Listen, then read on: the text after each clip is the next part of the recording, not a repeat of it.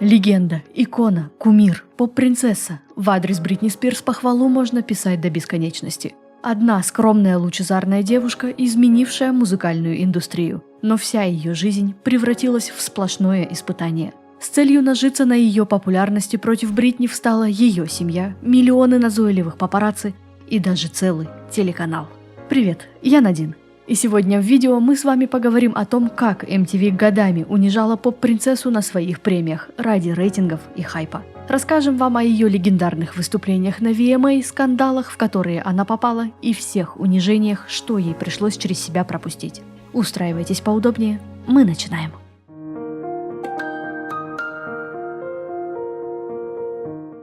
23 октября 1998 слушатели впервые услышали те самые строчки, которые дали старт зарождению настоящей легенды. Вышел дебютный сингл Бритни «Baby One More Time». Еще мало кто знал, кто это. Кто-то помнил ее как девочку из клуба Микки Мауса, кто-то мельком увидел группу Innocence, где Спирс недолго была одной из участниц, а кто-то увидел впервые. Но спустя совсем немного времени песня начала звучать на каждом углу. Поп-сенсация Бритни Спирс ворвалась в музыкальный мир.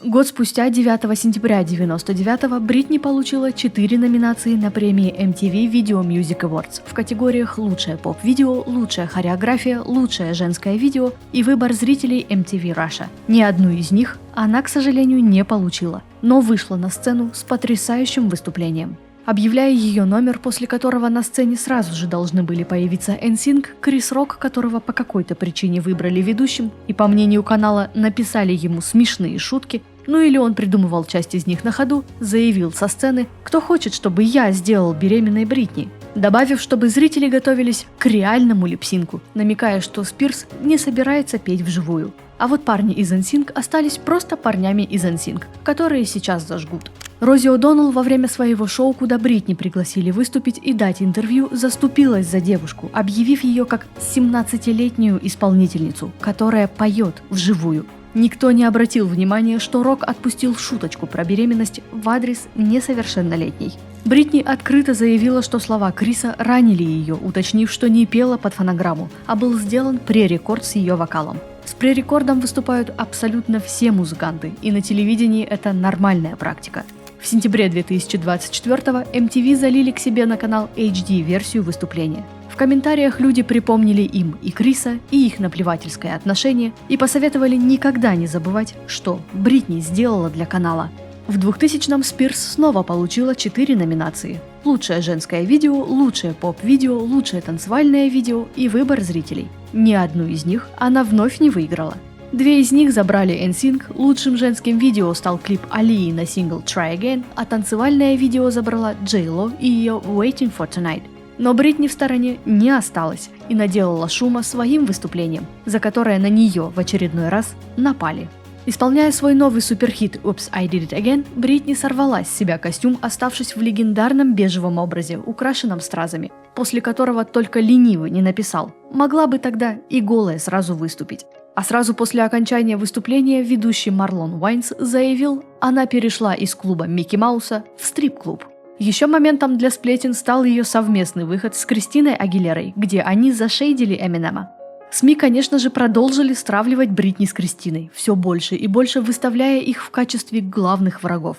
А терки между Спирс, Агилерой и Эминемом назвали битвой обесцвеченных блондинок. Маршалл для каждого известен как человек, который не против упомянуть того или иного артиста у себя в треках. Кристина и Бритни не стали исключением, вот только Спирс досталось гораздо больше. Ходили слухи, что Кристина и Эминем были влюблены друг в друга. Их разборки – это вообще отдельная тема. А вот Бритни Маршалл однажды даже поцеловал. Об этом он утверждал лично. Но вот дальше все как-то не срослось, и он начал направо и налево критиковать Спирс, заявляя, что она отвратительный пример для своих поклонниц, одной из которых была его дочь. Продолжалось это несколько лет и было отличным способом еще больше окунуть Бритни в грязь. Ну и главный вопрос к MTV у фанатов возник один. За пару лет Спирс сотворила настоящую историю, но ее ни разу не номинировали как лучшего нового артиста. Номинацию получали и Кристина, и J.Lo, и Пинк, а Эминем так и вовсе в 99-м выиграл. Но только не Бритни, что очень странно.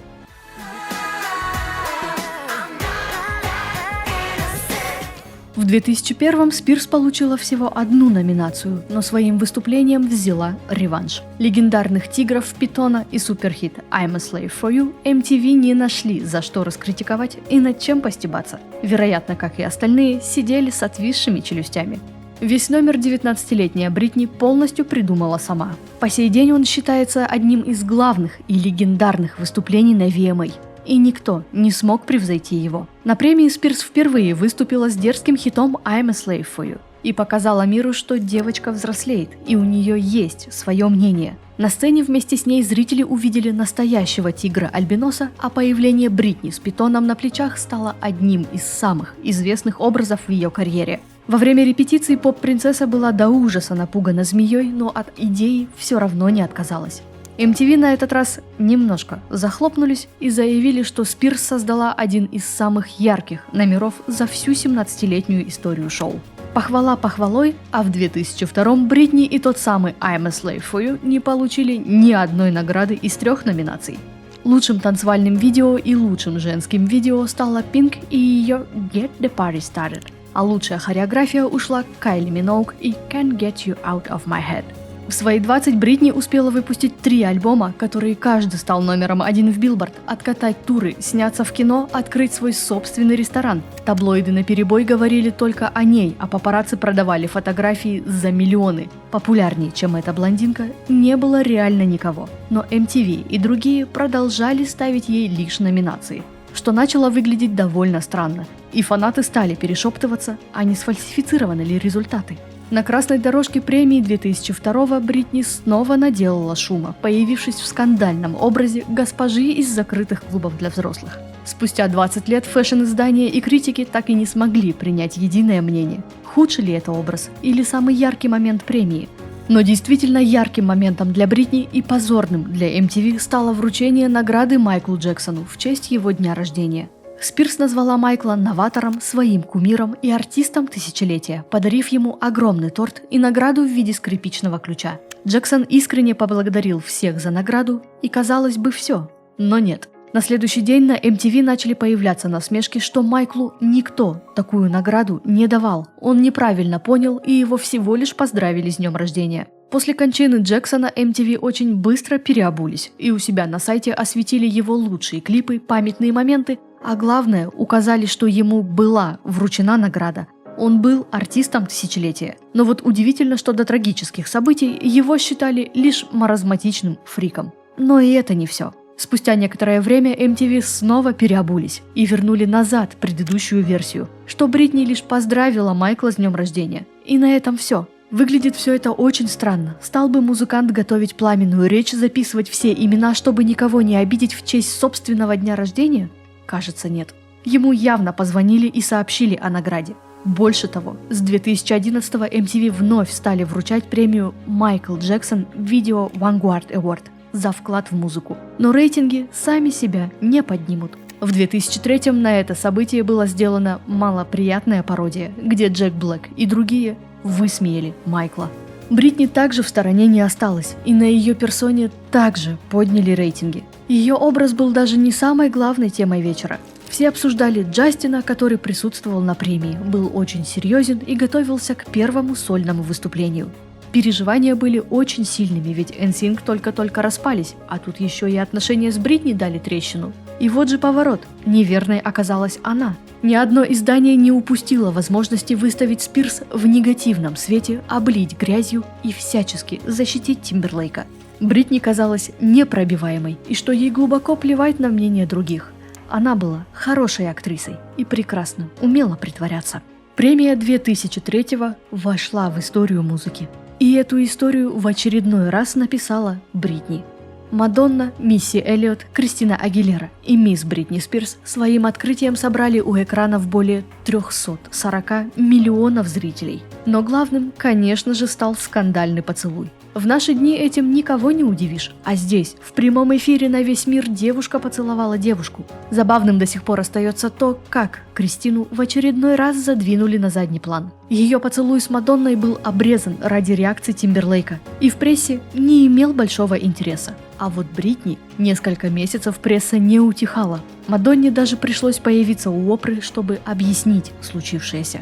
После этого выступления всем стало абсолютно все равно, что там было дальше. Дебютное выступление Бейонсе в качестве сольной исполнительницы ушло на задний план. Там же оказались и дебютное выступление Coldplay, и выступление Кристины, и какие-то награды Джастина. Бритни вновь не получила свою статуэтку, но создала для канала легендарное событие. На следующее утро после премии Нью-Йорк Пост описали выступление как непристойный танцевальный номер, который закончился откровенными поцелуями. А Мадонна на шоу Опры сохраняла удивление и говорила, что понятия не имела, что это вызовет такой шум. Но все прекрасно знали, к чему это приведет. Вот только имя Кристины в самом начале в этом не участвовало.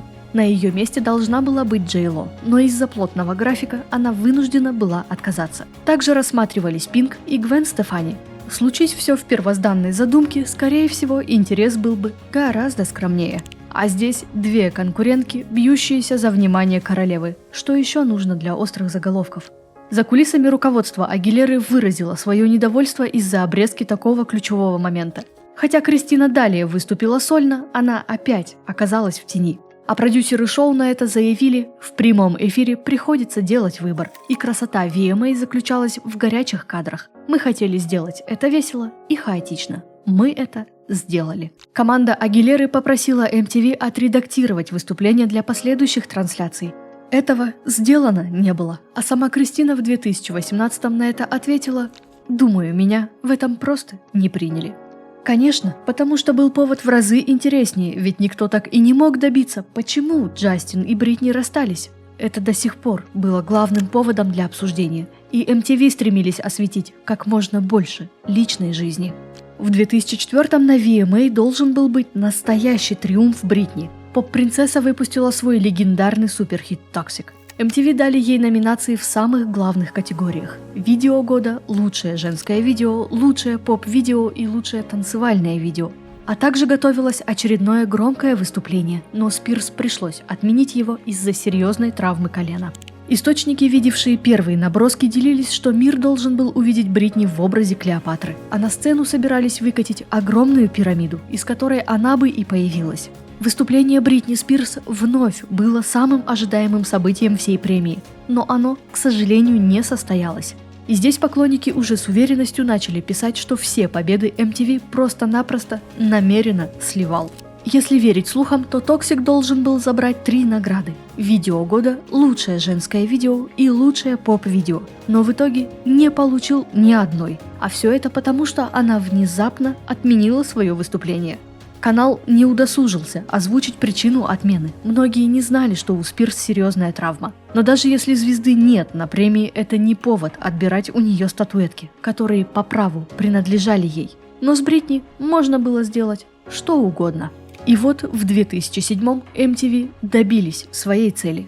Уставшая, потерянная, опустевшая Бритни появилась перед многомиллионной аудиторией.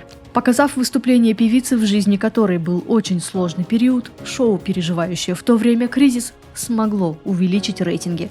Чтобы увидеть анонсированное каналом триумфальное возвращение Бритни Спирс, перед экранами собралось около 7 миллионов человек, что на 23% больше, чем у прошлогодней премии.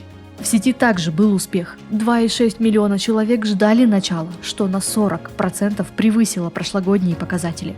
Но на этом триумф сайта MTV не завершился. После завершения премии миллионы человек продолжили заходить на сайт, чтобы посмотреть запись выступления, которое на месяцы стало самым обсуждаемым. Кто там в каких номинациях выиграл, кто выступал, никто не помнил. Все снова обсуждали лишь Бритни Спирс.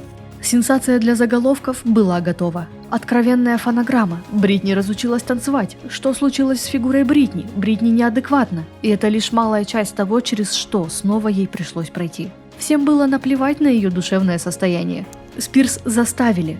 Да, именно заставили выйти на сцену спустя полгода после реабилитационного центра и ее публичного кризиса. Неравнодушные музыкальные критики и зрители раскритиковали MTV, и номер стал известен как один из самых тревожных, когда-либо украшавших сцену VMA. Начался поток домыслов, что же случилось с Бритни. Некоторые утверждали, что она пропустила репетиции, но это не так. В сети появились видео, где можно было увидеть, что номер отрабатывался. Другие же, что она услышала, как Сара Сильверман репетировала жестокие шутки о карьере и детях Бритни, которые она выкатила в прямом эфире.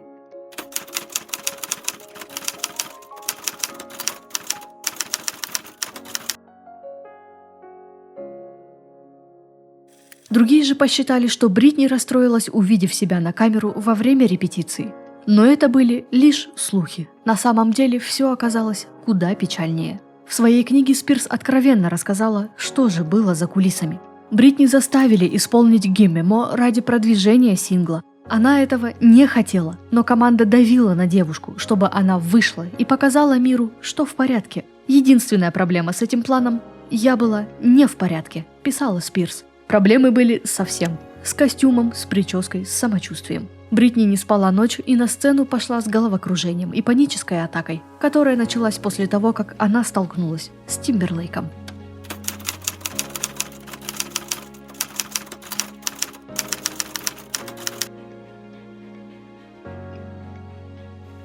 Бритни вышла на сцену и сделала все, что могла. Она видела себя на видео по всему залу, и ей казалось, что она смотрит в кривое зеркало. В заключении Спирс добавила, что прекрасно знает, что выступление было далеко от идеала. Она не собирается его защищать, но и у других бывают неудачные перформансы. Но вот только они не сталкивались с настолько экстремальными последствиями. Rolling Stone также поделились некоторыми подробностями. Бритни активно готовилась к выступлению. В день шоу она рано приехала на арену, но наткнулась на репетицию Тимберлейка. Спирс сразу поменялась в лице, начала паниковать, нервничать, бояться, а что он подумает о ее выступлении, а что подумают другие. Бритни ушла в свою гримерку, где Джастин решил ее навестить, но она не впустила его. После этого начались проблемы с прической. Так как она побрилась налысо, ее родные волосы за полгода отросли совсем немного, и ей нужно было надеть парик, который уже был изготовлен, но на который требовалось время. Стилист Кен Павес должен был аккуратно по частям приклеить волосы, но Бритни заявила, чтобы он не прикасался к ней. В итоге мастера просто отказались работать с ней. Начался спор. В конце концов, когда Спирс разрешила к себе прикоснуться, до шоу остался час. Но работать с париком было уже слишком поздно. Пришлось обойтись простыми прядями. Также проблемы возникли и с костюмом, который состоял еще и из корсет-платья. Но Бритни сняла его и отказалась надевать, захотев выйти на сцену настолько обнаженной, насколько это возможно, и чтобы ее приняли такой, какой она была. Принимать такую Бритни Спирс захотели единицы. Многим звездам было некомфортно от выступления, а Канье Уэст открыто обвинил MTV в позоре Бритни, заявив, что канал прекрасно знал, что она была не готова выступать, и просто начал ее эксплуатировать. А сайт MTV Бразилии и вовсе додумался составить список из 7 смертных грехов Бритни Спирс, где с ног до головы в очередной раз ее облили грязью. Лень, 4 года без работы, похоть, выступление на VMA 2000 года, где она исполнила стриптиз, жадность. Ее отец Джейми взял под свой контроль Бритни. Ему удалось ввести запрет на необдуманные траты. Тщеславие или его отсутствие. У Бритни бывают моменты, когда она не заботится о своей внешности. Зависть. Голос Кристины Агилеры. И пусть Кристина была задвинута на задний план, Бритни всегда завидовала ее уникальному голосу. Гнев, бритье головы и атака зонтиком, чревоугодие, выступление на церемонии. Бритни пристрастилась к нездоровой пище и плюнула на свое тело. Доказательство тому – ужасное выступление с песней «Gimme More» на MTV VMA 2007.